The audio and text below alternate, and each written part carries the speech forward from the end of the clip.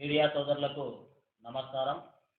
రాష్ట్రంలో విద్యారంగం అభివృద్ధికి కూటమి ప్రభుత్వం ఎనలేని కృషి జరుపుతూ ఉంది. అందులో భాగంగా పాఠశాల విద్యను బలోపేతం చేయాలని గత 5 సంవత్సరముల వైసీపీ పరిపాలనలో ఒక్క టీచర్ పోస్టు కూడా భర్తీ చేయకపోకుండా ఉంటే అధికారంలోకి వచ్చిన తరువాత మొదటి సంతకమే డిఎస్సి నోటిఫికేషన్ విడుదల చేయడానికి ఏర్పాటు చేసేసి నోటిఫికేషన్ కూడా రిలీజ్ చేసి 3 నెలల వ్యవధిలోనే టీచర్లను సెలెక్ట్ చేసి రేపు నెల ఆగస్టులో కూడా వాళ్ళకు జాయినింగ్ లెటర్స్ కూడా ఇవ్వడం జరుగుతుంది. ఇది రాష్ట్ర వ్యాప్తంగా ఉన్నటువంటి విద్యార్థి లోకానికి అదేవిధంగా ప్రజలకు ఒక శుభపరిణామంగా మేము భావిస్తూ ఉన్నాం. ఎందుకంటే విద్య అనేది ప్రతి ఒక్కరికి అవసరం. విద్య బాగుంటేనే రాష్ట్రం సుభిక్షంగా ఉంటుందనే దృఢ సంకల్పంతోనే ఈరోజు కూటమి ప్రభుత్వం పనిచేస్తూ ఉంది. అందులో మేము ఉన్నందుకు చాలా గర్వంగా ఫీల్ అవుతా ఉన్నాం.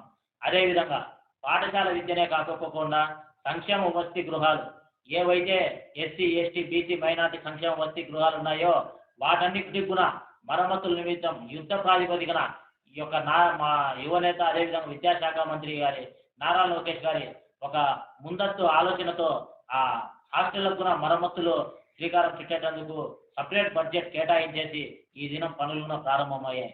విద్యార్థులందరూ కూడా చాలా సంతోషంగా ఈరోజు వ్యక్తం చేస్తూ ఉన్నారు. అదేవిధంగా జూనియర్ కళాశాలలు, డిగ్రీ కళాశాలలు, ఈ పీజీ కళాశాలలు, ఏదైతే యూనివర్సిటీలకు కూడా ఈరోజు స్పెషల్ బడ్జెట్లు కూడా కేటాయించేసి వాటిని కూడా కొంచెం అంగు ఆర్భాటం వచ్చేటట్లు ప్రతి ఒక్క బాత్రూమ్లు ఇవన్నీ వస్తువులు కల్పించేటట్లు అధ్యాపక బృందం కూడా సఫిషియెంట్గా ఉండేటట్లు ఒక ప్రణాళికబద్ధంగా కూడా ఈరోజు విద్యా వ్యవస్థ కూటమి ప్రభుత్వం చొరవతో తీసుకుంటా ఉంది. వీటన్నిటి చూసి ఓర్వలేక ఈ యొక్క వైసీపీ నాయకులు అల్లాడుతూ ఉన్నారు. మా ప్రభుత్వంలో మేము చేసుకోలేకపోయినామే అని చెప్పి కక్కసుతో ఈరోజు ప్రభుత్వం పైన ఇష్టానురీతిలో మాట్లాడుతూ ఉన్నారు. అందులో భాగంగా ఇచ్చిన మాట ప్రకారం గతంలో వైసీపీ ప్రభుత్వం తీసేసినట్లు డొక్కా సీతమ్మ మధ్యాహ్న భోజన పథకాన్ని కూడా ఈ యొక్క కూటమి ప్రభుత్వం ప్రవేశపెట్టి ఈరోజు ఇంటర్ విద్యార్థులకు కూడా ఎంతో ఉపశమనం కల్పించిందని చెప్పి చాలా గర్వంగా తెలియజేస్తా ఉన్నాం. ఈ విధంగా ఖచ్చితంగా ప్రతి ఒక్క ప్రజానికం, ప్రతి ఒక్క విద్యార్థి, ప్రతి ఒక్క యువత సంతోషంగా ఈరోజు ఈ యొక్క 1 సంవత్సరం పరిపాలనలో కొనసాగారు. అదేవిధంగా మున్ముందు కూడా మరిన్ని సంక్షేమ పథకాలు ఈ యొక్క రాష్ట్రంలో ఈ యొక్క కూటమి ప్రభుత్వం నారా చంద్రబాబు నాయుడు గారి నాయకత్వాన మరిన్ని సంక్షేమ పథకాలు అందుతాయని చెప్పి ఆశాభావం వ్యక్తం చేస్తా ఉన్నాం.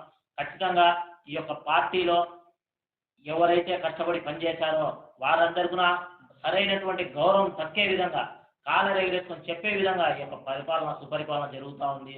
ఇక్కడ ఉన్నటువంటి